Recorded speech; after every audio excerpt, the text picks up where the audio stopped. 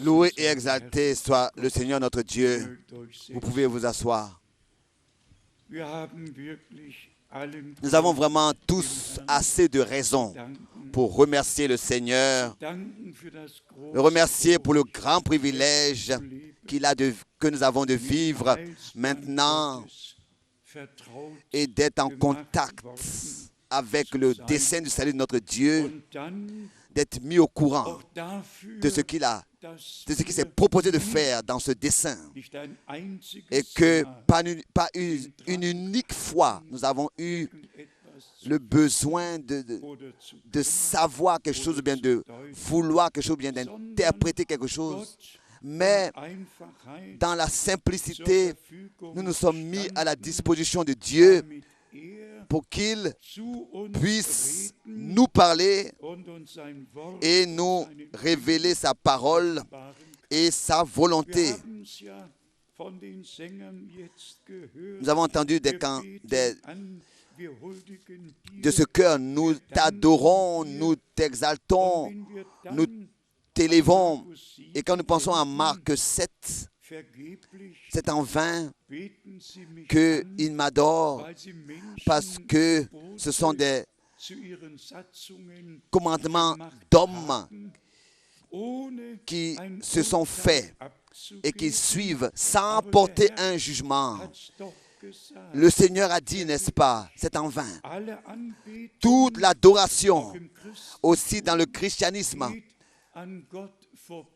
n'atteint pas le trône de Dieu. Si l'adoration n'est pas faite dans la volonté de Dieu et dans l'esprit de Dieu et selon la parole de Dieu, et cela tel que notre Seigneur l'a ordonné, oui, l'a désiré, ou bien l'a exigé, que les vrais adorateurs adorent Dieu en esprit et dans la vérité. Tout le reste est une adoration qui vient des hommes.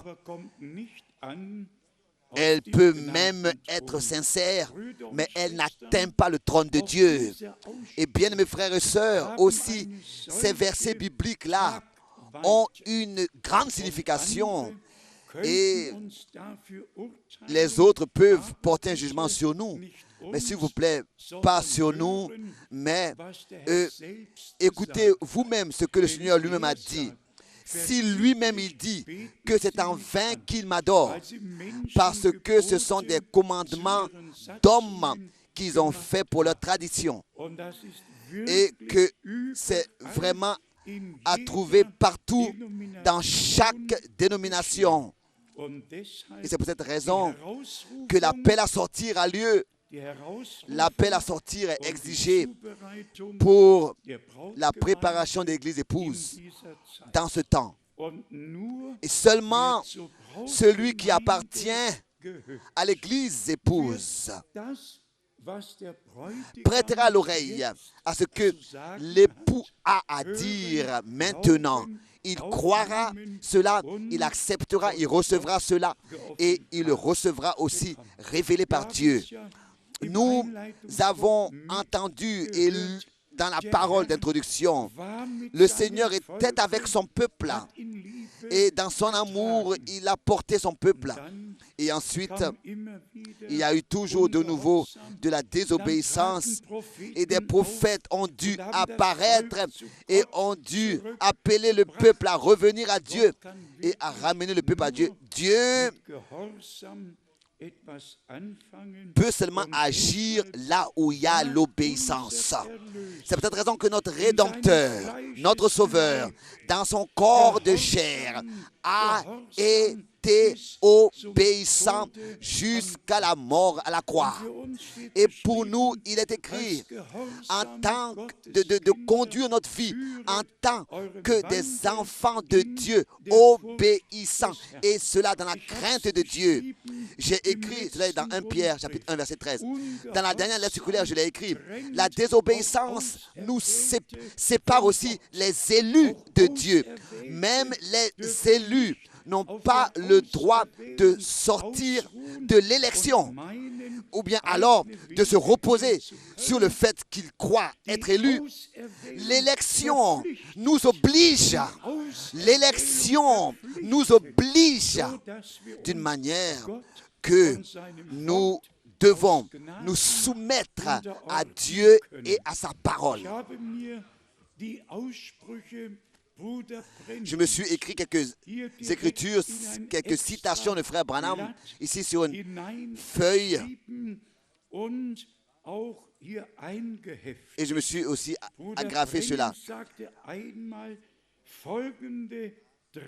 Frère Branham a donné 3 différentes citations. La parole n'a pas le droit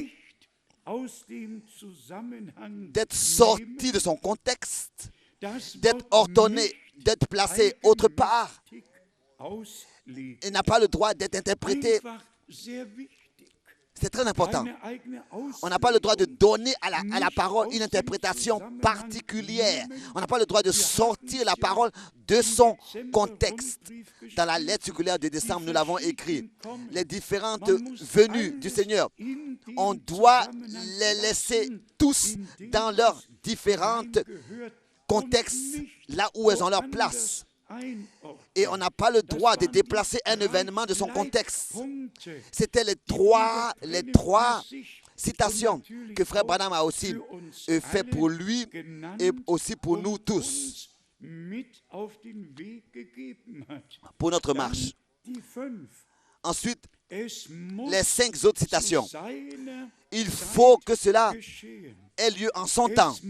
Il faut que cela soit selon sa parole.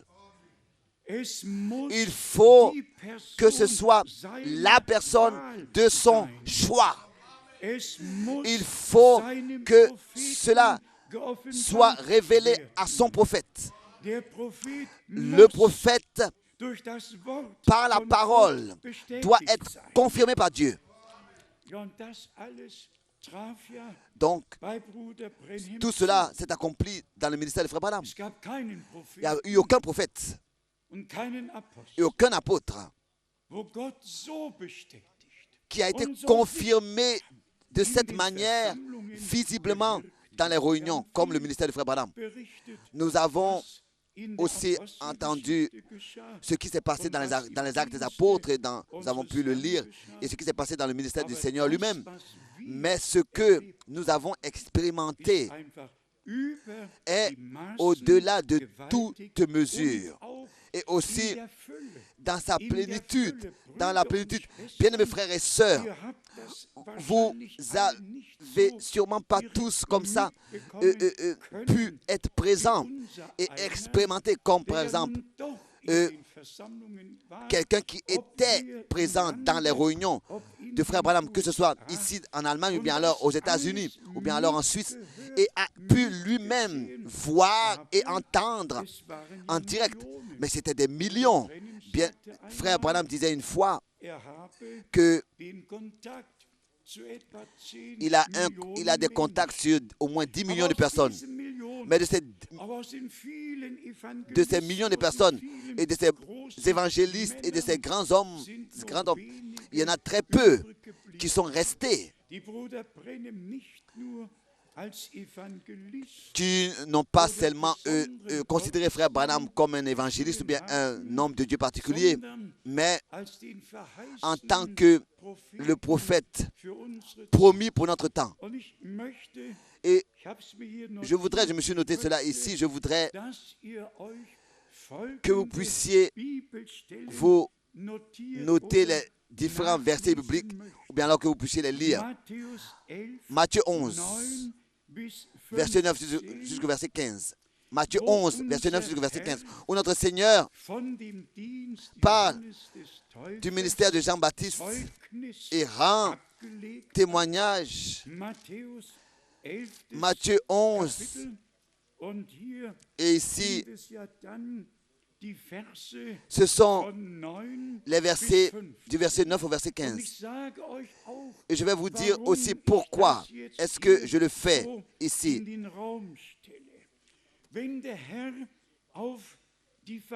Si le Seigneur fait mention de la promesse, tous nous savons qu'il annonce la venue d'Élie. Et au prochain verset, il dit que Élie est déjà venu et qu'ils ont fait avec lui ce qu'il voulait.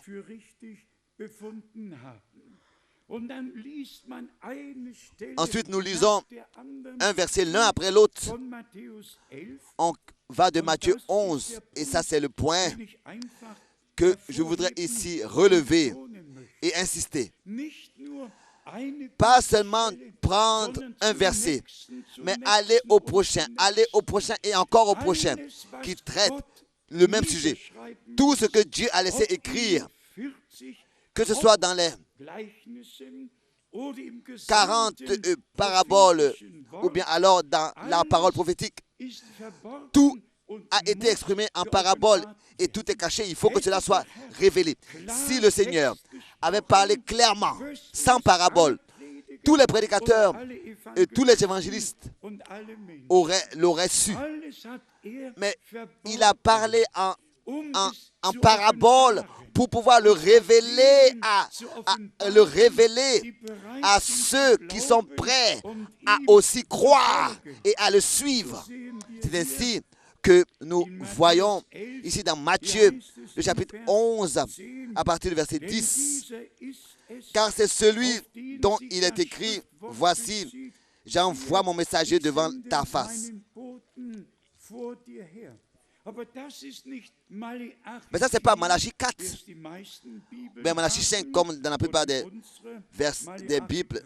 Dans notre Bible, c'est Malachie 3, verset 23, mais dans d'autres, c'est Malachie 4. Mais ça, c'est Malachie 3, verset 1, la première partie. Je vous... Ici, dans Matthieu 11. Et le Seigneur a dit,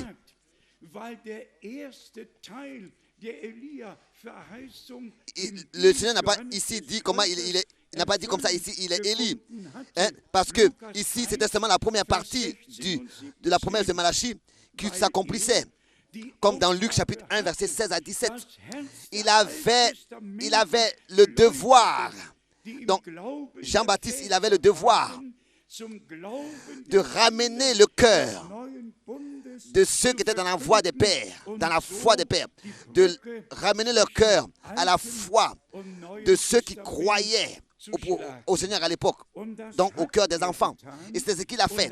Jean-Baptiste avait le devoir de faire le pont entre l'Ancien et le Nouveau Testament et de préparer au Seigneur un peuple bien disposé. Mais ici, au point suivant, il est écrit plus qu'un prophète. Matthieu 11, verset 9. Qu'êtes-vous donc allé voir? Un prophète? Oui, vous dis-je, et plus qu'un prophète.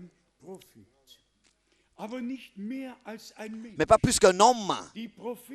Les prophètes, et lisons cela ici tout de suite, au verset 13. Car tous les prophètes et la loi ont prophétisé jusqu'à Jean.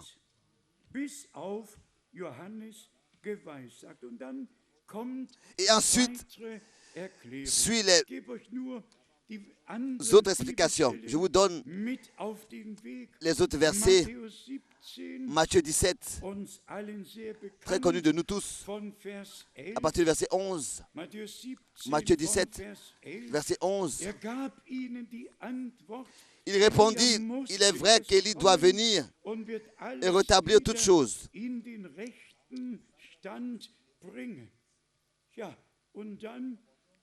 Oui, mais je vous dis qu'Élie est déjà venu, qu'ils ne l'ont pas reconnu.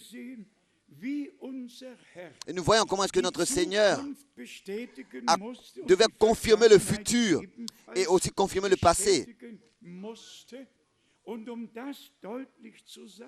Pour dire cela clairement, le problème avec Israël consistait autrefois et consiste encore aujourd'hui à ce que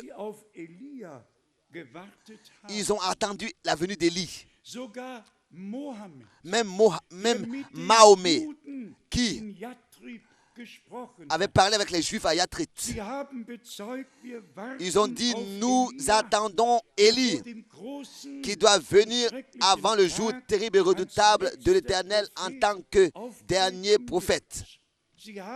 Ils ont attendu la venue d'Élie jusqu'à ce que donc cet homme-là apparaisse et dise, mais je suis celui que vous attendez.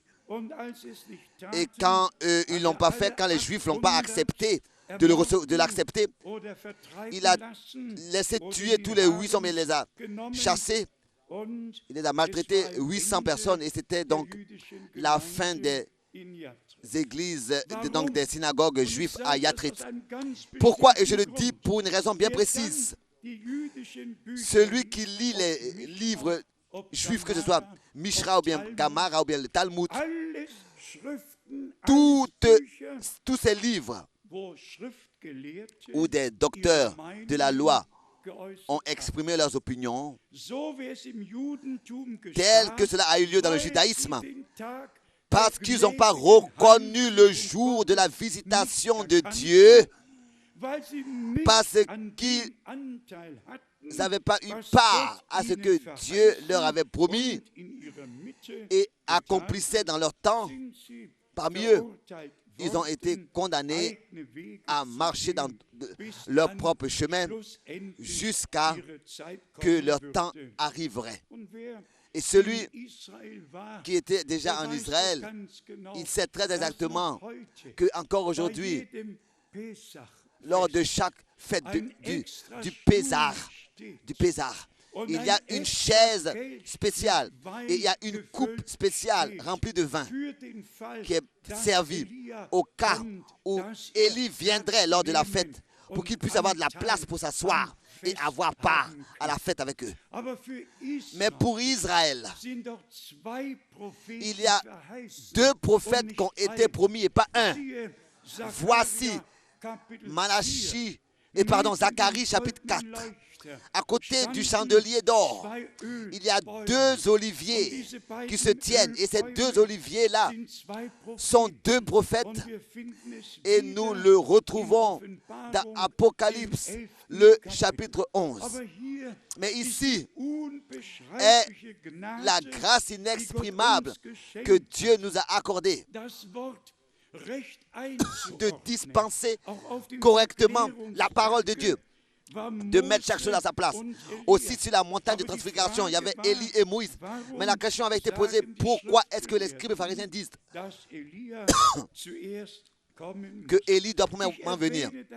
Je mange donc cela pour finir avec cela, et particulièrement dans Luc 7 au verset 27 et aussi dans l'évangile de Jean, à partir du verset 19. Alors qu'on a posé la question à Jean, qui es-tu? Il a donné la réponse claire.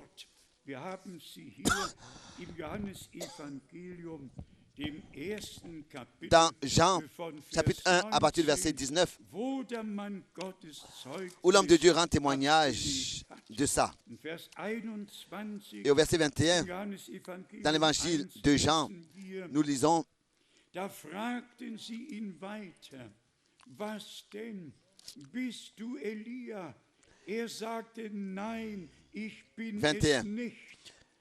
Et ils lui demandèrent, quoi donc? Es-tu Élie? Et il dit, je ne le suis point, je ne le suis point. Es-tu le prophète? Et il répondit non. Et il lui dit alors, qui es-tu? Afin que nous donnions une réponse à ceux qui nous ont envoyés.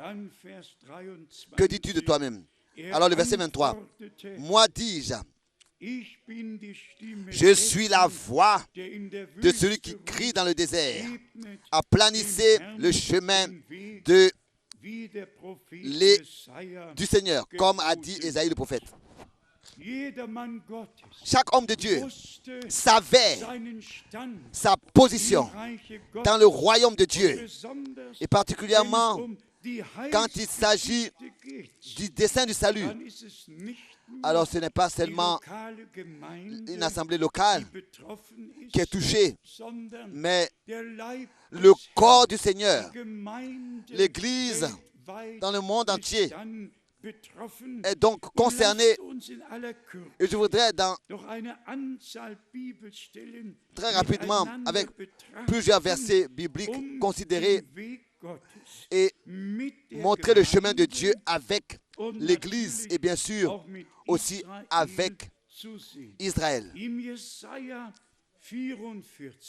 Dans Ésaïe 44, vous savez, le prophète Ésaïe a vraiment écrit tout ce qui concerne le conseil du salut de Dieu. Dans ces chapitres, tout est décrit, tout ce que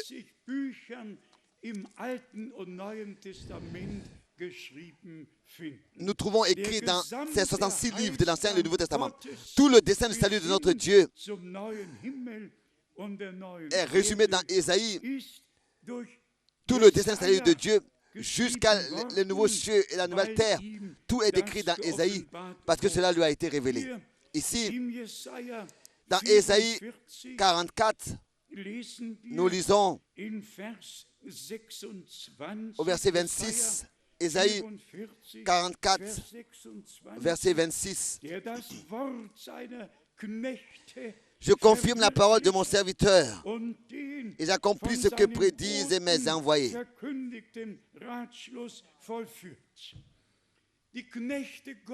Les serviteurs de Dieu n'ont pas exprimé leurs propres opinions. Ils ont parlé au nom du Seigneur et ils ont prêché le dessein du salut de notre Dieu. Et la même chose aussi concerne notre temps. Dans Ésaïe 46, nous lisons au verset 10, Ésaïe 46, verset 10.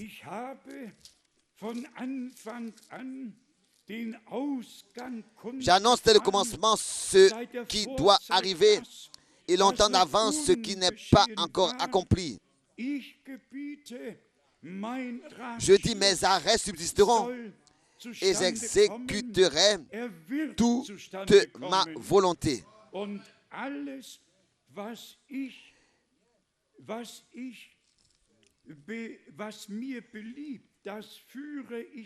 Et j'exécute toute ma volonté. Les serviteurs de Dieu prêchent le dessein du salut de notre Dieu. Mais c'est Dieu qui l'exécute. C'est Dieu qui veille sur sa parole pour accomplir tout ce qu'il a promis.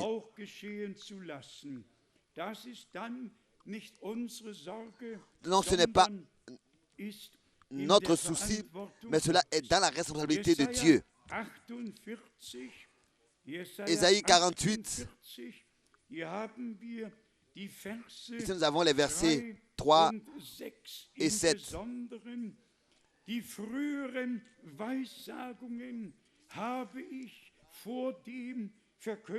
Dès longtemps, j'ai fait les premières prédictions. Elles sont sorties de ma bouche, Ésaïe 48, verset 3. Et je les ai publiées. Soudain, j'ai agi et elles se sont accomplies.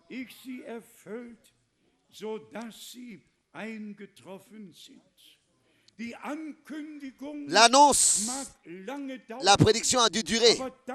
Mais ensuite, quand le temps est accompli, alors subitement s'accomplit ce que le Seigneur a annoncé à l'avance par la bouche de ses serviteurs et par la bouche des prophètes. Le verset 6 maintenant. Tu entends, considère tout cela. Et vous, ne l'avouerez-vous pas? Maintenant, je t'annonce des choses nouvelles, cachées, inconnues de toi.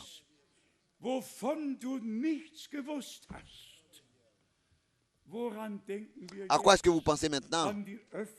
À l'ouverture des sceaux. Nous pensons à ce que le livre scellé a été ouvert et que le Seigneur a accordé un mandat direct et que frère Branham devait revenir à Jeffersonville de l'Arizona, au Indiana, pour que l'ouverture des sceaux ait lieu. Et chaque soir du 17 mars jusqu'au 24 mars, il a parlé de cela. Nous sommes maintenant reconnaissants à Dieu de ce que des choses ont été révélées, des choses que nous n'avions pas sues, en commençant avec la chute de l'homme. Tous les fondements bibliques sur la divinité, sur le baptême d'eau, fondamentalement sur tout. Les sujets, elles ont été placées sur le chandelier et de manière assez claire. Nous sommes reconnaissants de ce que nous avons pu être informés de ces choses. Imaginez-vous, et il faut que cela soit aussi ainsi, sans porter un jugement, quand nous pensons à ce que dans toutes les églises, aussi dans toutes les églises libres, où il y a 50 ans d'ici, l'Esprit de Dieu agissait encore. Nos bien-aimés frères de Herbach se sont fait l'effort de voir ce qui se passe avec cette église appelée Elin à Hambourg, où après la guerre, tous ceux qui craignaient Dieu ont été rassemblés par cette église. Là, ce n'était pas d'être membre qui était important, mais c'était de venir à la prière. Ils ont prié pendant toute la nuit et Dieu a ouvert le ciel. Le Saint-Esprit s'est déversé. C'était des jours et des temps de bénédiction. Oui. Et qu'est-ce que cela a servi à tous les autres? Maintenant, les frères m'ont dit que dans cette église-là, il y a des femmes qui arrivent en pantalon, au baptême, etc., etc. Oui. Même le baptême de cet esprit ne sert à rien si par le Saint-Esprit on n'est pas conduit dans toute la vérité. C'est pour cette raison que nous sommes reconnaissants à Dieu aussi pour l'appel à sortir, pour la préparation. Nous étions tous dans les différentes assemblées, églises, et le Seigneur nous a appelés à sortir, nous a mis à part pour que nous puissions le suivre.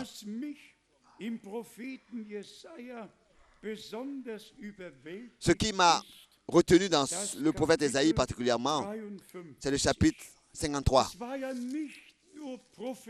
Ce n'est pas seulement la prophétie qui concerne ici le dessein du salut de notre Dieu dans ce chapitre, mais dans ce chapitre, il vient à parler du noyau. Il a décrit notre Seigneur en tant que l'agneau de Dieu sur son chemin vers la croix à Golgotha, qui a porté toutes nos transgressions, toutes nos fautes, et est allé à la croix. Du chapitre, lisons chapitre 53. Au chapitre 52, verset 13. Chapitre 52, verset 13. Voici mon serviteur prospérera. Il montera, il s'élèvera bien haut. Chapitre 53, à partir du verset 4.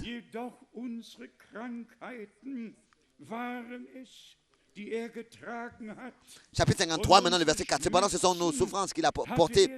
C'est nos douleurs qui s'est chargé. C'est de nos douleurs qu'il s'est chargé. Et nous l'avons considéré comme puni, frappé de Dieu et humilié.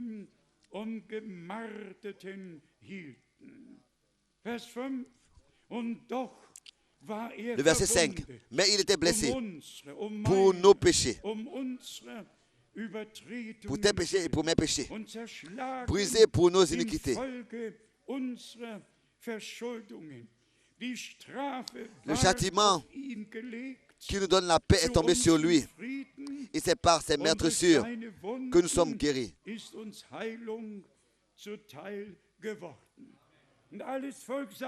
Et que tout le peuple dise Amen. Amen, amen. Le salut, la délivrance, la guérison, la pleine rédemption, le plein salut nous a été accordé. Maintenant au verset 6,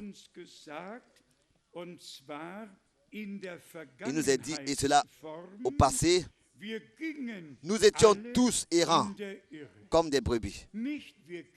Pas nous errons, mais nous étions tous errants. Pas au présent, mais au passé. C'était comme ça avec Israël et c'était comme ça avec nous. Nous étions tous errants comme des brebis. Chacun suivait sa propre voie.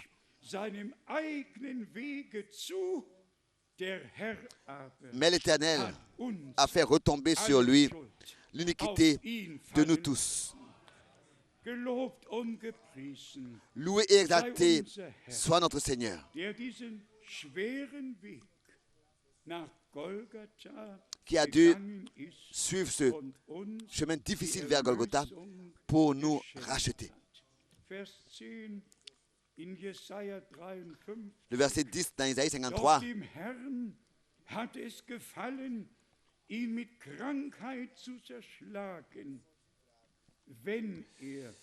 Il a plu à l'Éternel de le briser par la souffrance après avoir livré sa vie en sacrifice pour le péché.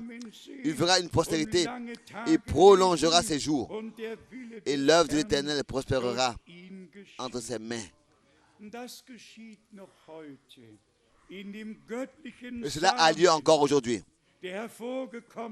Car dans la semence divine qui a apparu, lui le premier fils entre plusieurs frères, et nous sommes nés de la même parole, du même esprit. Et ça, on peut à chaque fois le dire. La vie qui était en Jésus-Christ, le Fils de Dieu, est revenue dans le troupeau racheté par le sang. Tous ceux qui sont rachetés par le sang de l'agneau portent la vie éternelle de Dieu lui-même. C'est pour cette raison qu'il est écrit dans 1 Jean chapitre 5, versets 11 et 12. Celui qui a le Fils, il a la vie éternelle.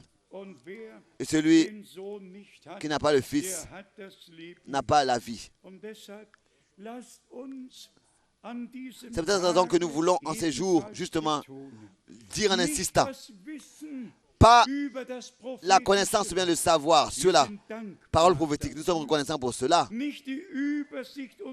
Pas la vue d'ensemble et l'introduction dans ces choses que Dieu nous a accordées sur son du salut par sa grâce. Mais la relation personnelle avec Dieu,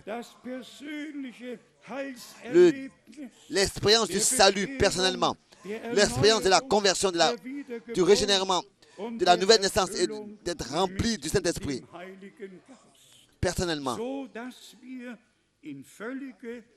pour que nous soyons apportés en accord total avec la parole de Dieu et la volonté de Dieu.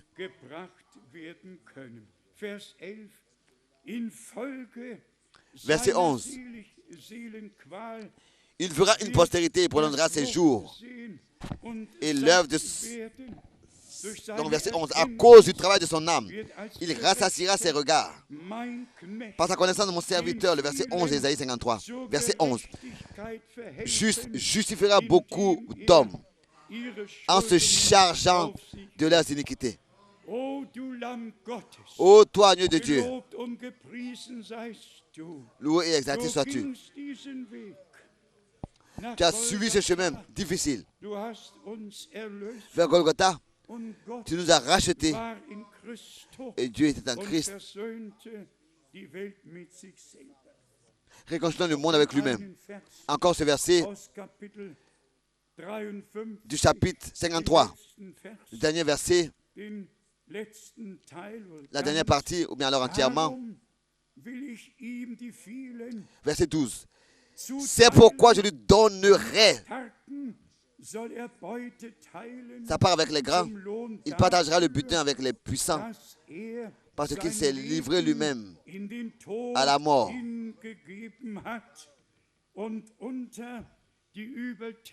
Et il a été mis au nombre des malfaiteurs. Parce qu'il a porté, pendant qu'il portait les péchés de beaucoup d'hommes.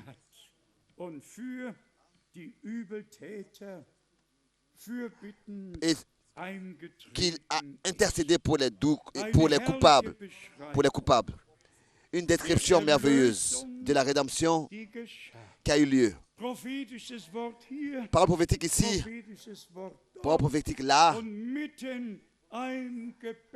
et au milieu du livre, nous voyons le noyau. Nous sommes reconnaissants pour toutes les paroles de Dieu. Nous voulons aller dans le Nouveau Testament et lire quelques versets bibliques pour voir comment est-ce que Dieu veut les choses nous concernant et quelles sont les promesses qu'il a données et aussi qu'il accomplit.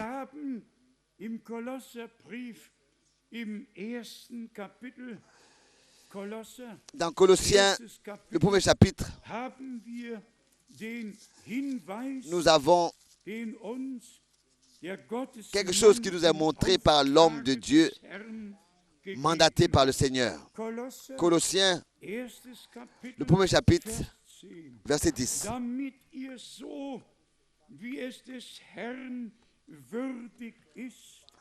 Pour marcher d'une manière digne du Seigneur et lui être entièrement agréable, portant des fruits en toutes sortes de bonnes œuvres et croissant par la connaissance de Dieu. Colossiens 1, verset 10. Ça sont des paroles importantes. Pour marcher d'une manière digne du Seigneur et lui être entièrement agréable. Et si nous pensons à Romains chapitre 12, ici nous pensons à tout un nombre de versets bibliques. Nous pensons à Enoch, qui avait le bon plaisir de Dieu et qui fut pris de la terre et qui ne fut plus trouvé. Et nous aussi, bien-aimés frères et sœurs, nous pouvons être trouvés dans le bon plaisir de Dieu.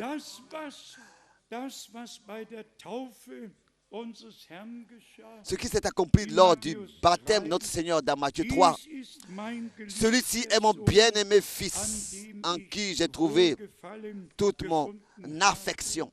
Ou bien alors Matthieu 17, sur la montagne de transfiguration. Celui-ci est mon bien-aimé Fils, en qui j'ai trouvé toute mon affection. Ici, d'abord, c'est le baptême du Seigneur et ensuite sa transfiguration sur la montagne de transfiguration. Ici est le point, bien-aimés frères et sœurs. Dans le baptême, nous confirmons que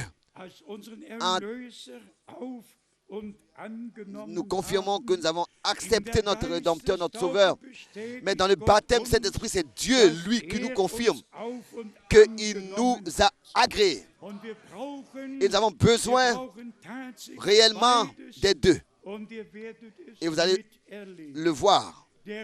Le Seigneur nous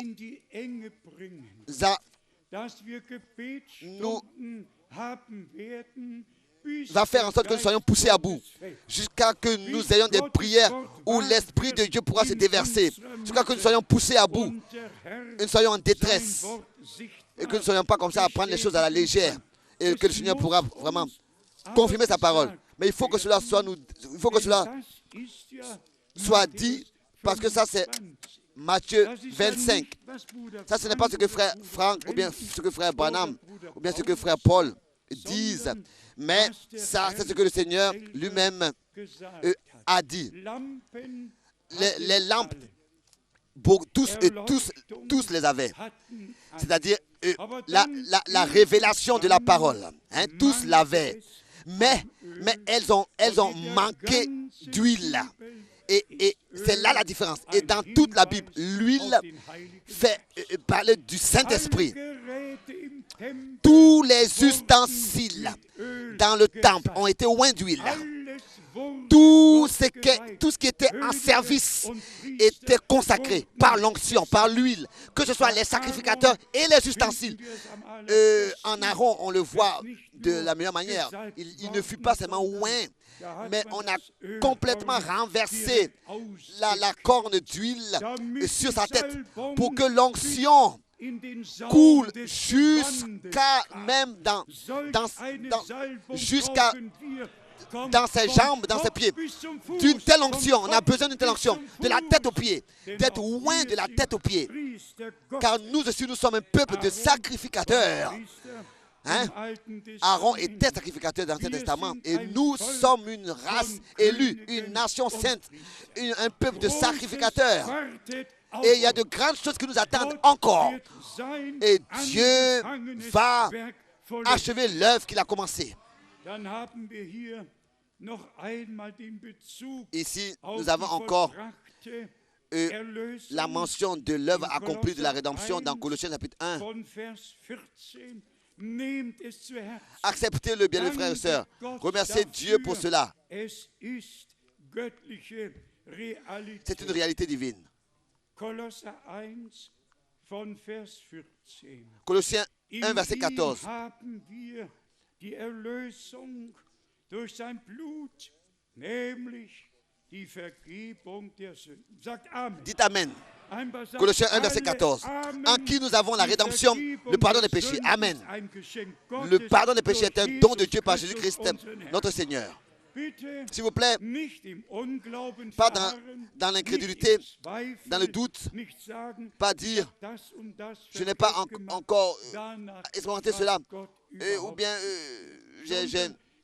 j'ai ici fait des erreurs, et c'est cela. Dieu ne demande pas cela. Crois, toi au Seigneur Jésus-Christ, et toi et ta maison, vous serez sauvés.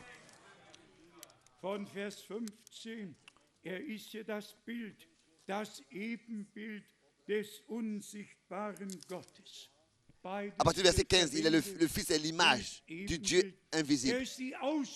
Image, et il est l'empreinte, il est l'image, il est la forme visible du Dieu invisible. Il est son empreinte déjà dans l'Ancien Testament. Ce qui était le Seigneur est le Fils dans le Nouveau Testament.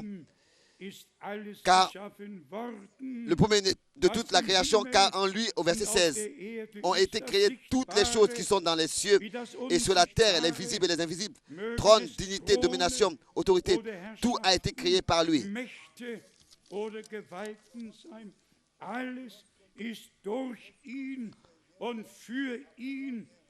Dignité, tout a été créé par lui.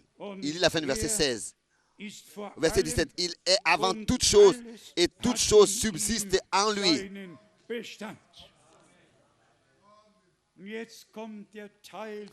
Maintenant, je suis la partie pour nous, la partie pour l'Église. Verset 18.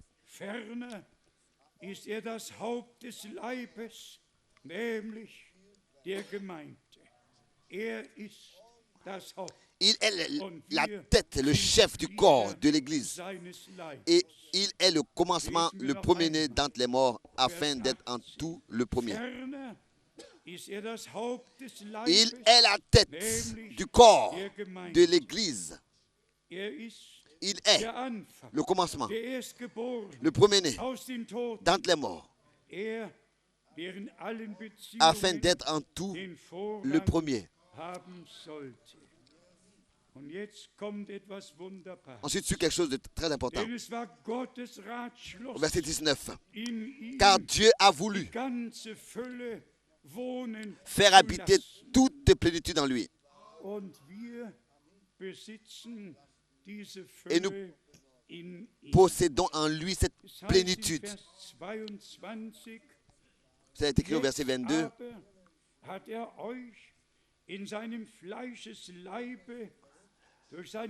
pour vous faire paraître devant lui saint, sans défaut et sans reproche. La rédemption inclut tout. L'appel à sortir, la séparation,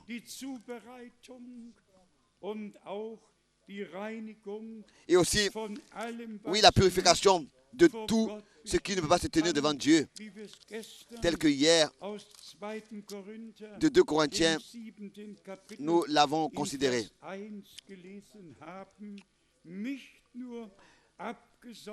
Pas seulement être mis à part, mais être purifié et sanctifié de tout ce qui n'est pas en accord avec Dieu et sa parole.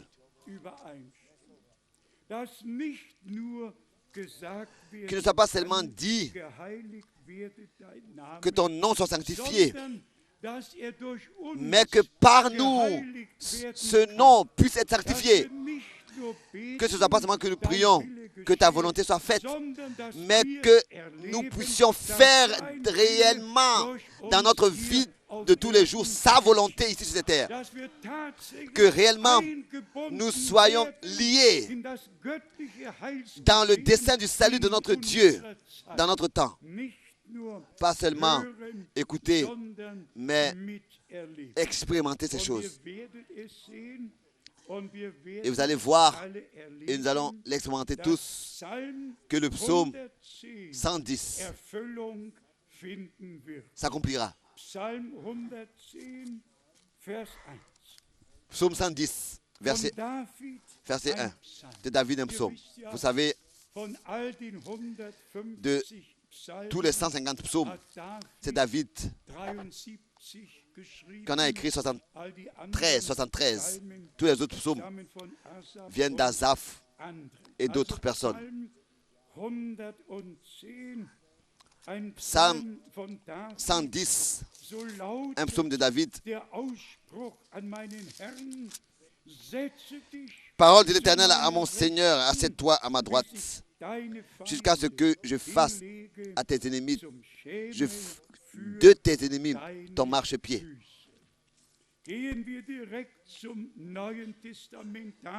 Allons dans le Nouveau Testament. Il y a tout un nombre de versets bibliques là-dessus. Allons dans Hébreu. Dans Hébreu, le 2e chapitre, ici nous sommes informés de ce que tout cela n'est pas encore accompli, mais que son accomplissement viendra. Hébreu 2, Hébreu chapitre 2, nous lisons ici à partir du verset 8. Tu as mis toutes choses sous ses pieds.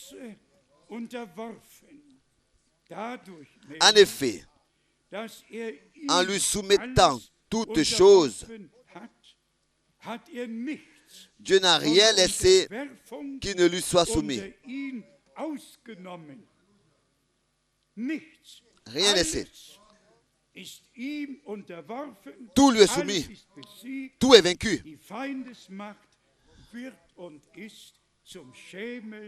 La puissance de l'adversaire est placée sous son marchepied. Ensuite, la deuxième partie. Cependant, nous ne voyons pas encore maintenant que toutes choses lui soient soumises. Bien, mes frères et sœurs, tout ce que nous pouvons déjà voir, nous voyons déjà que le rétablissement de toutes choses n'est pas encore là, tel que nous l'attendons et tel qu'il a été promis. Nous voyons aussi ces différentes choses, mais cela ne nous dérange pas. Nous savons que les promesses de Dieu demeurent valables, elles ne s'ébranlent jamais, car c'est par son sang que Jésus a scellé ce qu'il promet dans sa parole. Alors, si dans les Saintes Écritures, nous parlons de plus de l'avant et de l'arrière-saison, même dans Jacques, chapitre 5, verset 7, et dans Zacharie et dans Joël, dans les versets de l'Ancien Testament, Zacharie chapitre 10 aussi, alors nous savons que la pluie de l'arrière-saison aussi s'accomplira parce que Dieu l'a promis ainsi dans sa parole.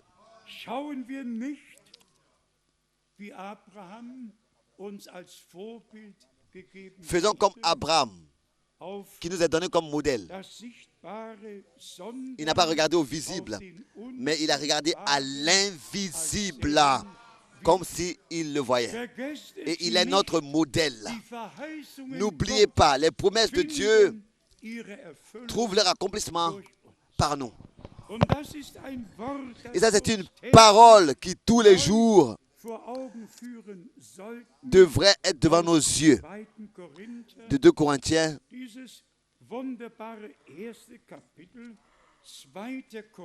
ce merveilleux premier chapitre, dans 2 Corinthiens, si nous lisons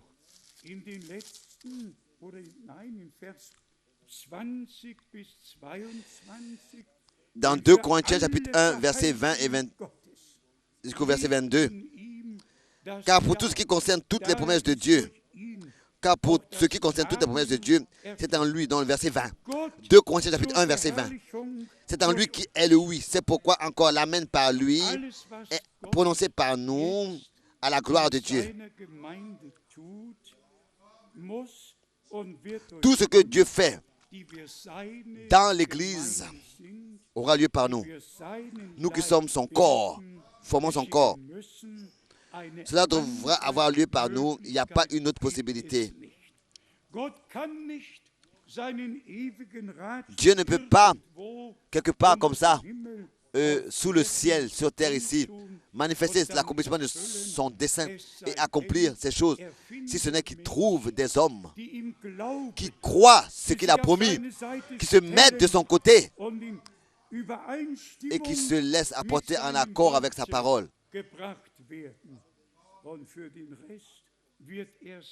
Et pour le reste, il prendra soin lui-même. Verset 20. Ici, il s'agit de l'onction ici au verset 21 dans 2 Corinthiens 1. Et celui qui nous a fermis avec vous en Christ et qui nous a oints, c'est Dieu.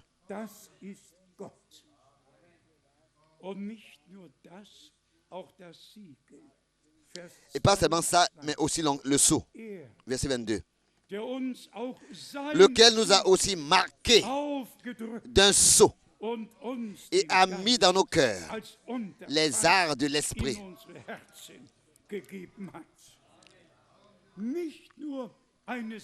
Pas seulement une onction, mais un scellement avec le Saint-Esprit pour que le Seigneur puisse habiter en nous par sa grâce. Il y a beaucoup de versets que nous pourrons encore lire. Romains, chapitre 8. Romains, chapitre 8. Ici, il est écrit au verset 11. Romains 8, verset 11.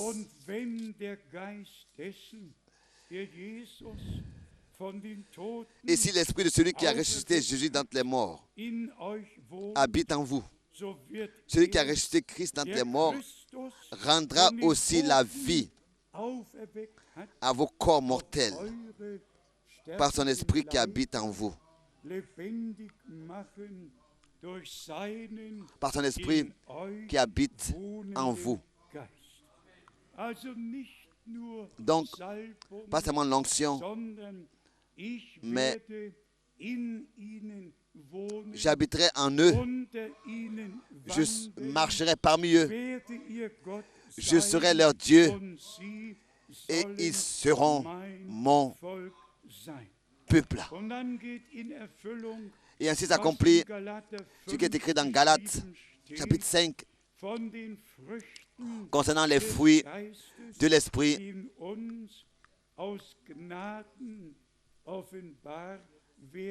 qui en nous, par sa grâce, doivent être manifestés. Chaque arbre est reconnu par son fruit. Galates chapitre 5, verset 22. Die Frucht des Geistes dagegen besteht in Liebe, Freude. Mais les fruits de l'esprit, c'est l'amour, la joie, la paix, la patience, la bonté, la bonté, la bienveillance, la foi, la douceur, la maîtrise de soi. La loi n'est pas contre ces choses. C'est une description de ceux qui sont en Christ, de ceux qui sont remplis du Saint-Esprit. Ils manifestent l'amour, la joie, la paix, la patience, la bonté. Ils manifestent la bienveillance, la foi. Ils manifestent la douceur et la maîtrise de soi. Et maintenant ici, nous demandons à notre Seigneur et à notre Dieu de tout notre cœur qu'il puisse nous accorder cela par le déversement, par l'onction, par le scellement du Saint-Esprit en nous tous. Vous avez lu peut-être que auparavant les œuvres de la chair sont décrites. Lisons cela. Tout le registre est ici par lequel par lesquels nous étions séparés de Dieu. Tout ce qui nous a séparés de Dieu. À partir du verset 19. Or, les œuvres de la chair sont évidentes. La débauche, l'impureté, le dérèglement, l'idolâtrie, la magie, les rivalités, les querelles, les jalousies, les animosités, les disputes, les divisions, les prises de parti, l'envie, l'ivrognerie, les excès de table et les choses semblables. Je vous dis d'avance, comme je l'ai déjà dit, que ceux qui commettent de telles choses n'hériteront point le royaume de Dieu. Oui. Donc, nous avons ici la description du vieil homme. Nous avons ici la description du nouvel homme. Et nous voyons que Dieu reçoit ce qui lui revient de plein droit en nous. Je crois que vous pouvez mettre la main sur votre cœur et dire que ces choses-là qui décrivent le vieil homme dans notre vie n'existent plus. N'existent plus. Nous ne pouvons pas seulement chanter tout nouveau, mais il a réellement rendu toutes choses nouvelles. Car il dit, regardez, je rends toutes choses nouvelles. Nous sommes devenus de nouvelles personnes. Les choses anciennes, ces choses-là sont passées. Et toutes choses sont devenues nouvelles. Et encore Éphésiens, chapitre 4, qui est connu aussi de nous tous, parle ici des ministères que Dieu a établis dans l'Église, les ministères qui doivent être rétablis et qui vont aussi être rétablis. Ici, à partir du verset 11, dans Éphésiens chapitre 4, il est écrit, et il a donné les uns comme apôtres, les autres comme prophètes, les autres comme évangélistes, les autres comme pasteurs et docteurs.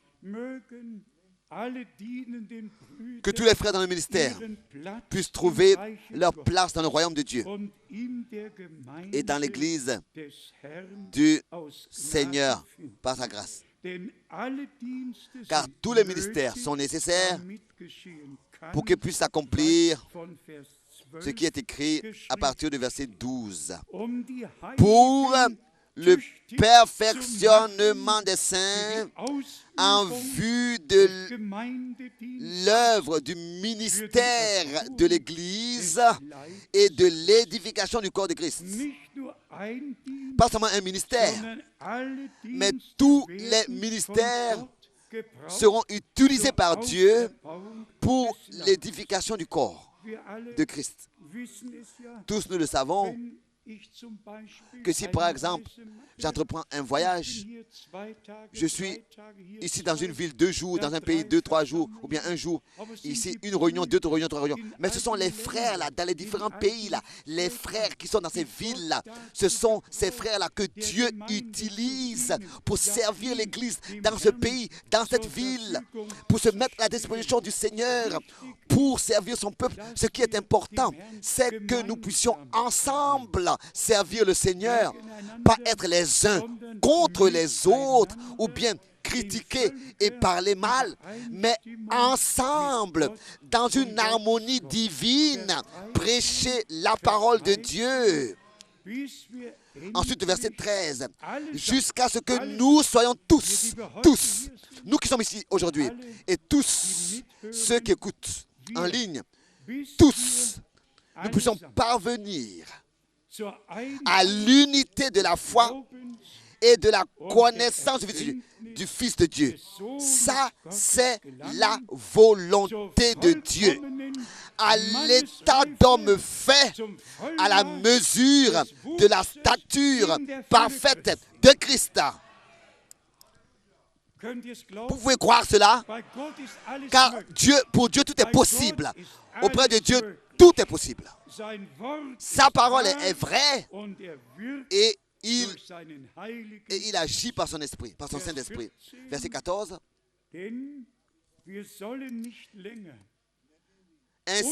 Car nous ne devons pas demeurer.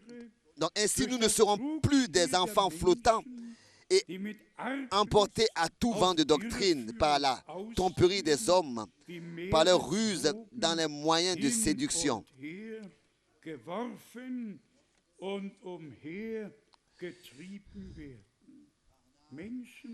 Des hommes qui tombent dans des faux enseignements et des fausses doctrines sont emportés à tout vent de doctrine par la tromperie des hommes. Ils ne viennent pas ici pour écouter la parole. Hein. Non, non, non, non. Ils sont emportés par tout vent de doctrine comme les vagues de la mer. C'est écrit aussi dans Jacques chapitre 1 et ici aussi dans Éphésiens 4, n'est-ce pas? Flottant et emportés par tout vent de doctrine. Maintenant, adressé à ceux qui restent dans la parole de la vérité, versets 15 et 16. C'est à eux que c'est adressé.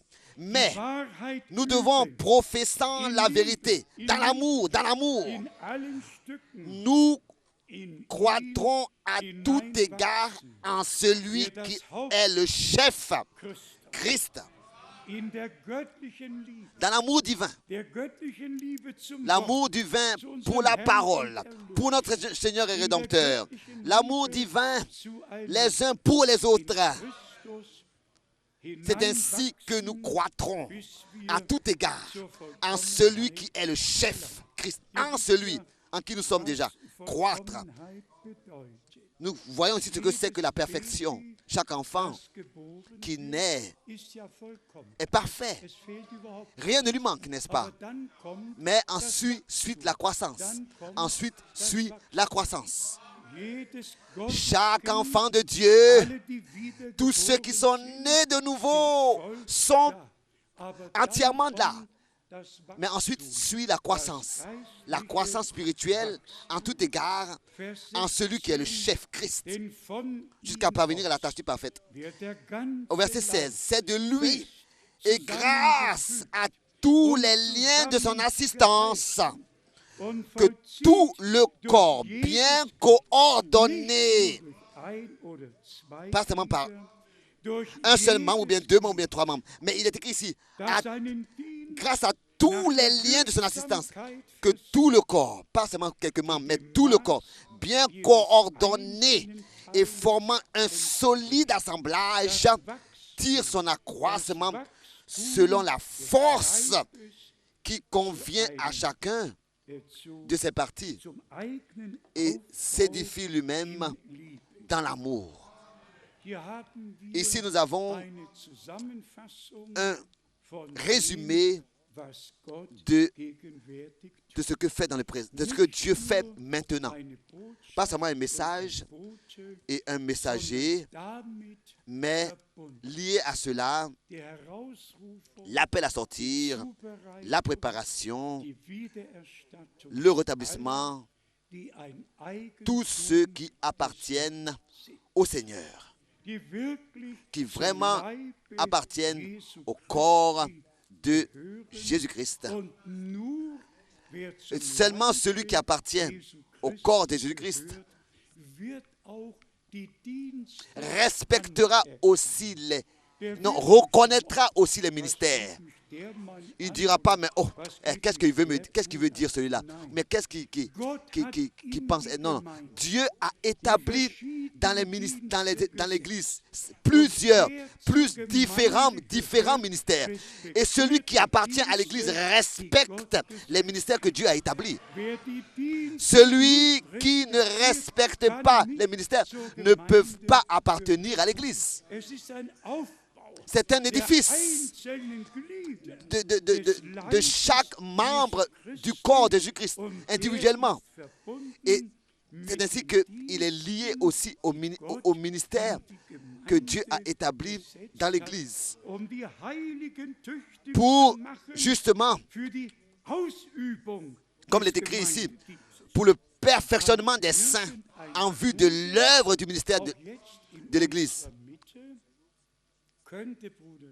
Ça pourrait être par exemple frère Schmitt, ou bien frère Rousse, ou bien ça pourrait être moi. Est-ce que l'un de nous, est-ce que nous pouvons faire quelque chose, ou bien produire quelque chose au nom du Seigneur, si ce n'est que tous vous êtes présents, l'union dans l'Église du Seigneur est nécessaire pour que le réveil, pour que le rétablissement de toutes choses, pour que Dieu puisse recevoir ce qui lui revient de plein droit.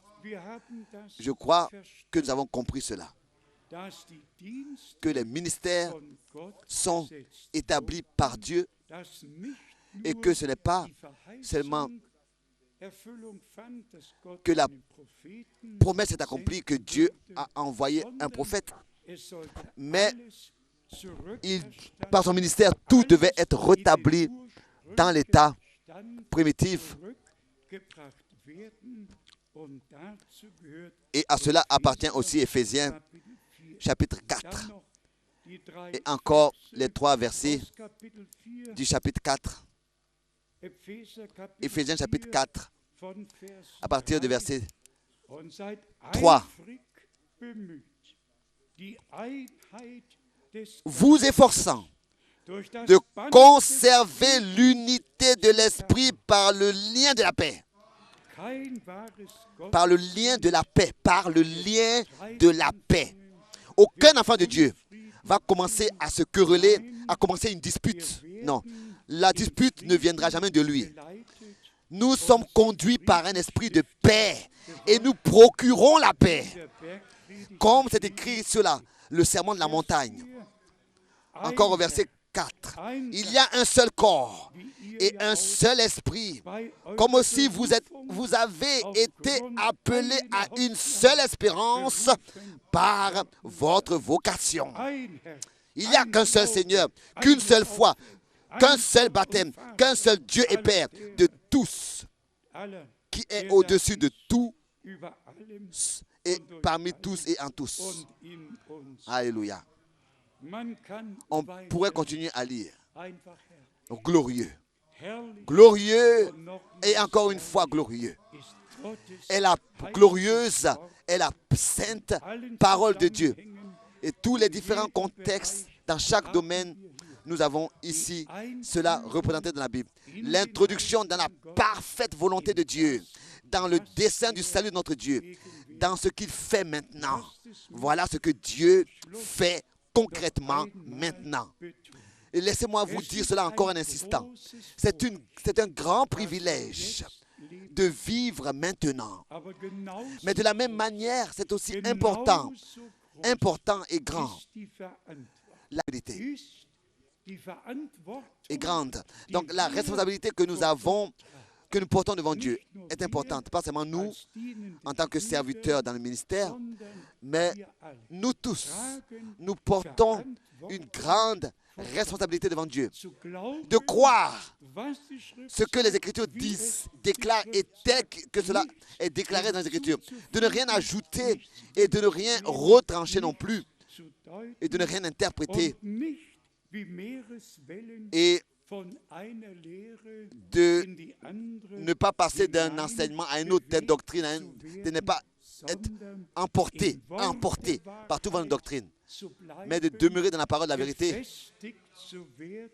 d'être affermé et d'être loin du Saint-Esprit sur le fondement des apôtres et des prophètes sur lequel Dieu nous a placés. S'il vous plaît, soyez dans la foi et soyez pleins de confiance.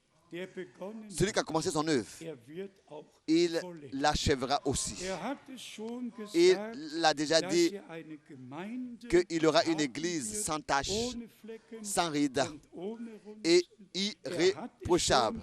Il a déjà dit, et son épouse s'est préparée. Il a déjà tout dit. Tout est déjà dit à l'avance. Il a dit à l'avance que l'épouse s'est préparée. Donc elle sera prête. Tout déjà est écrit dans l'Apocalypse et tout ça. Donc, avec tous ceux qui sont appelés avec nous à sortir dans le monde entier et qui appartiennent à l'église épouse, cela nous concerne. Aussi dans ce temps, sa parole n'est pas revenue sans effet, mais qu'elle a produit l'effet. Et elle produit l'effet pour lequel elle est envoyée dans le monde entier, en tous ceux qui croient et qui ont accepté ces paroles dans la foi. Cela s'accomplira. Ce que en janvier 81 j'ai vu. Ce sera un grand troupeau. Un grand troupeau. Oui. Des gens qui croient maintenant et qui seront préparés pour le jour glorieux du retour de Jésus-Christ peuvent et ne seront pas déçus. Quand Dieu, si Dieu n'accomplit pas sa parole en ceux qui croient, en qui est-ce qu'il accomplira alors? Non, dans ce temps, nous avons prêté l'oreille à l'appel de l'époux. Et nous avons reçu le dessein du salut de notre Dieu, le message de la fin des temps biblique, le dernier message, le dernier appel, nous l'avons entendu et de tout notre cœur, nous l'avons reçu et nous croyons ce que Dieu a promis et ce qu'il fait dans le présent. Nous avons une pleine part à cela. Lui, le Dieu Tout-Puissant, soit la louange et l'adoration. On pourrait dire encore beaucoup de choses. Nous vivons dans les jours de la Bible. Nous vivons à la fin du temps de la grâce. Et nous nous réjouissons de ce que le Seigneur n'est pas passé comme ça, mais nous a parlé à tous. Et que dans la foi, nous avons pu recevoir sa parole. À lui, le Dieu Tout-Puissant, qui nous a particulièrement révélé la parole prophétique et la parole de l'enseignement. À lui, notre Rédempteur. Soit la louange maintenant et dans toute l'éternité. Amen. Nous nous levons pour la prière.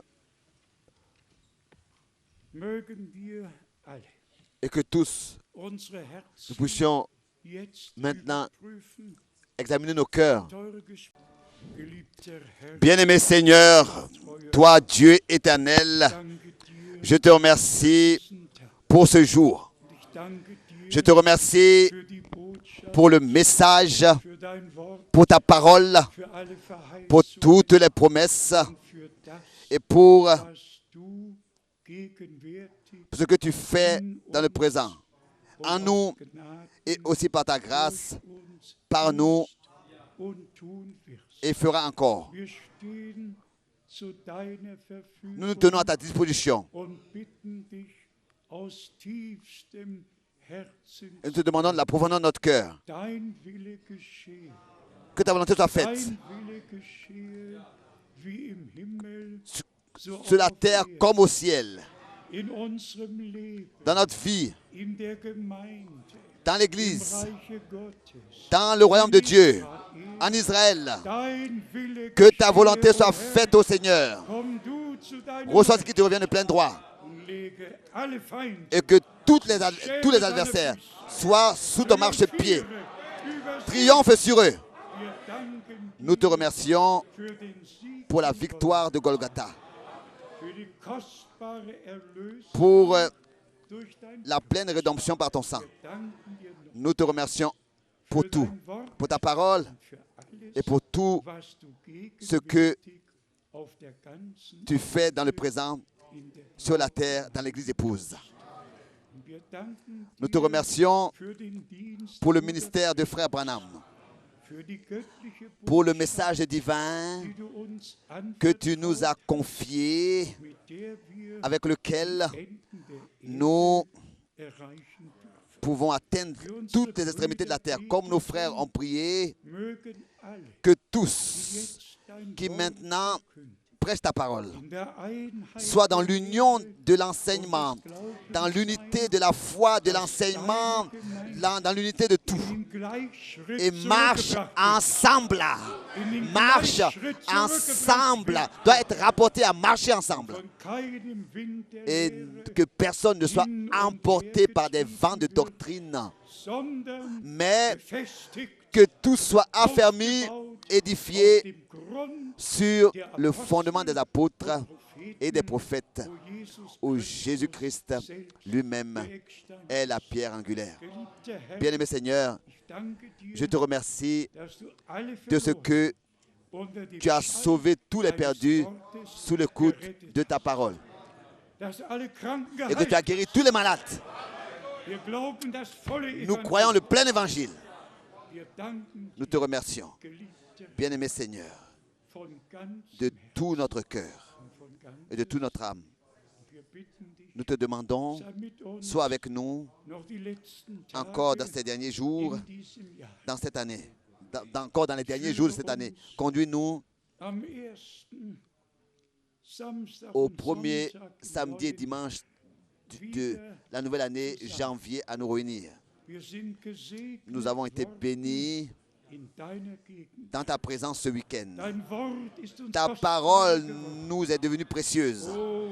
Ô Dieu, loué et exalté es-tu, ô Seigneur, maintenant et dans toute l'éternité.